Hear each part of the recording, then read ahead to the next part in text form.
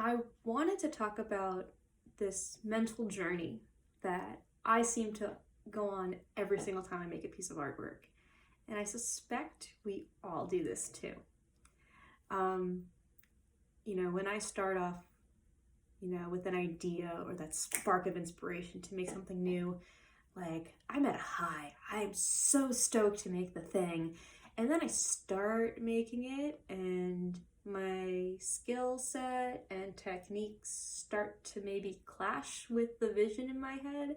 And I kind of end up at this place where things are looking really janky and not really coming together and kind of awkward. And this is the point where I start doubting myself. It's like almost as if 30 years of making stuff has lied to me, and it turns out I'm actually a fraud and I'm not very good at any of this, and I should just give up. At the very least, I should stop working on this piece because it's just not going to work out. Um, what I started to realize is that I would get to this point every time I made art. Like, every time.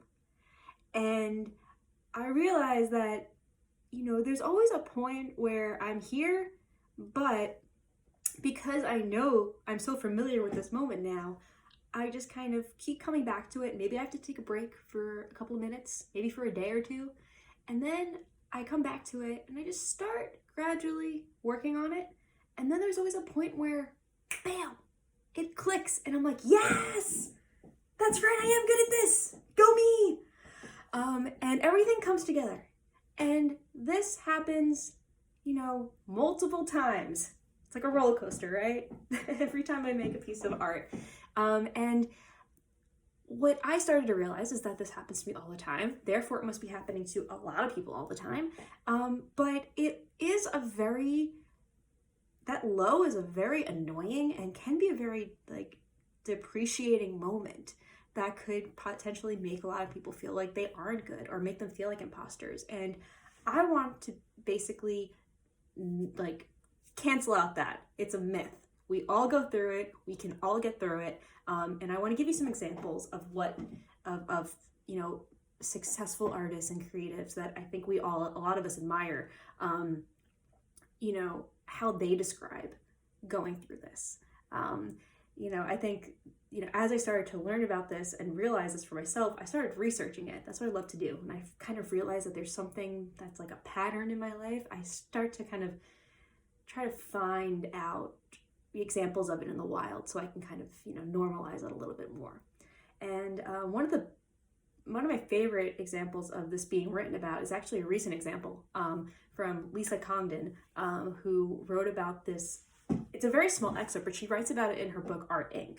And she describes what her painting teacher said is a painting curve, is what they called it. And it's a U shape.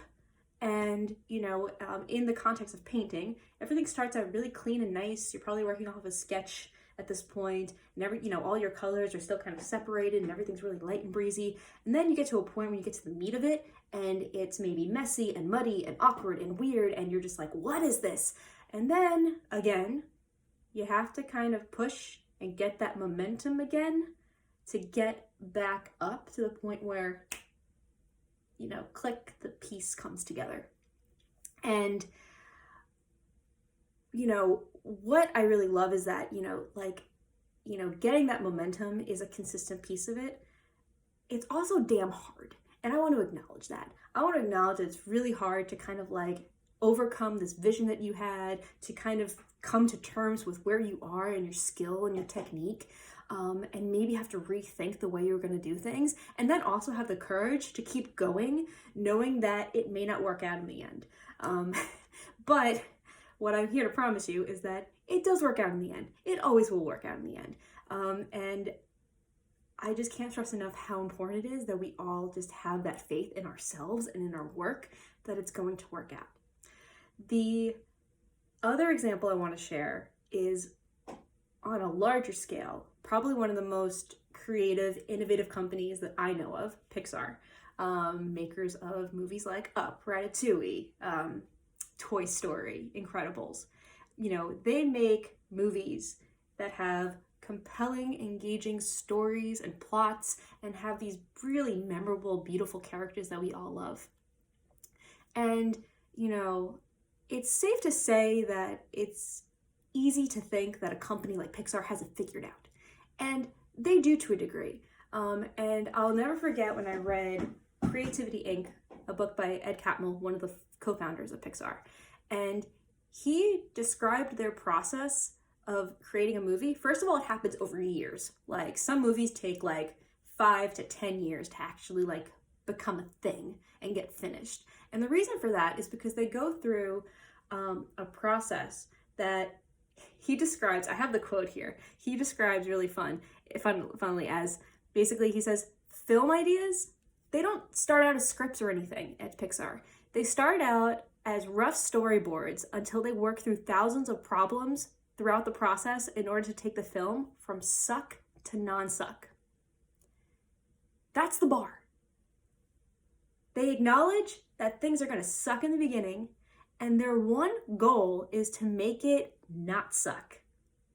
And then from there, they can focus on making it good. Making something not suck is, I think, a goal we all have in common, but it's also so achievable. Here's another thing.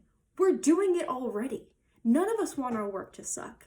And so I think what's really cool is like, as I started putting this all together, I started thinking, okay, my goal is to make this thing not suck. And that has actually allowed me to take all the anxiety and doubt that I usually feel about a project, especially when I hit that low point, and channel that into energy to help me get back up that mountain so I can get to the non-sucking point. Because here's the secret. Non-suck or not sucking is actually good. We just have really hard standards for ourselves.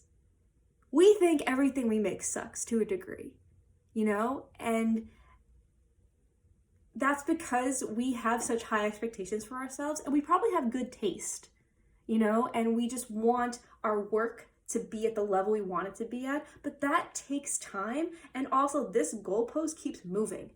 So in a way, if you're always striving for here, but you always feel like you're landing here, you might think of it as sucking. But here's the thing, your work doesn't suck. Your work's gonna be great. You just need to push through to get it to that point. And yes, it takes time. And yes, it takes courage. And yes, it's damn hard to do it time and time again. But what I wanted to do was at least give you the reassurance that you're gonna push through it and you're gonna make stuff that doesn't suck. And to the outside world, stuff that doesn't suck is actually really good because you're talented and you're passionate, and it's gonna come through that way. And we need your talent and passion more than ever in this world. We need louder, creative voices who have something really important and good to say. And I just think if, you know, we all have a little more courage and a little more self-assurance, that'll turn into confidence. And maybe we'll feel more confident to use our voices a little more loudly. And that'll make a better world. So, go forth.